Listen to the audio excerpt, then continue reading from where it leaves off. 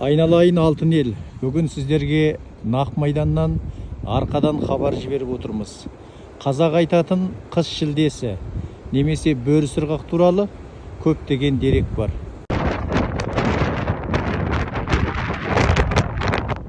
Бүгін 2025 жылы қаңтар айының 21 жұлдызы. Елордамыз Астананың қысқы келбеті. Кешегі тарихта елімізді бодандыққа қалдырмау үшін, ұрпақтың келешегі үшін Кенесарыдай бабаларымыз сонау алыстан ат тұяғымен дүбірлетіп, күн-түн ат ауыстырып мініп, осы солтүстікті Астананы қорғау жолында қан кешті. Қаншама батырларымыз құрбан болды. Олар сондай ауырай емес, қас жаудан қорықпай алға ұмтылғанда, біз табиғаттың тарпаң мінезінен қорқатын ез ұрпақ емеспіз ғой. Сондықтан да Астана боп қалады. Тауы жоқ дегенмен таудай оның халқы бар, ұрпағы бар. Біз қорғау үшін Астанаға келген халықпыз. Астананың өзінің жергілікті халқы бар және Қазақстанның әрбір бұрышынан келген азаматтар бар. Осы Астананы қорғау үшін мынадай ауырайға 20 жылдан бері үйреніп кеткенбіз. Еш қорықпаймыз. Қазақ елін табиғи апаттан, қауіп қатерден сақтаса, қалған мүмкіндіктің бәрін өзіміз жасаймыз.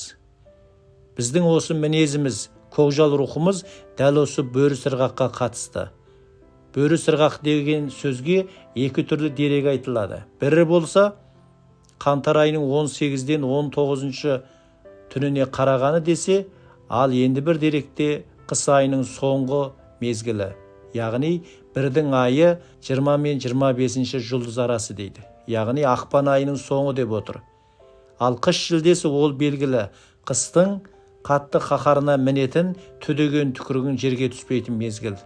Яғни қаңтар айының 15-нен 29-на дейінгі аралық. Ал бөрі сырғақ туралы екі түрлі дерек бар.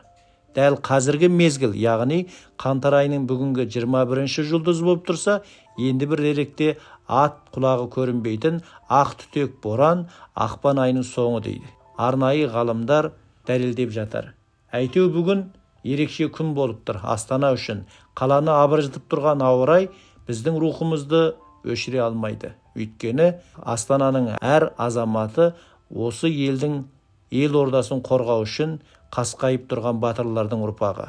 Бөрі сырғақта туылған әрбір көкжалдың күшігі секілді, кешегі мықты батыр бабаларынан туылған қазақтың азаматы ел мен жерді қорғауда ауырайдың мұндай қолайсыздығына еш мойымайды деген ойдамыз.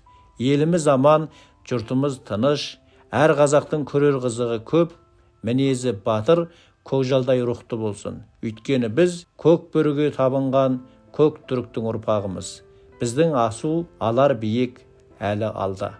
Құрметпен тәуелсіз арна керек дерек, мен Қанат Бегермек. Жақсы хабарда қайта жүздескенше.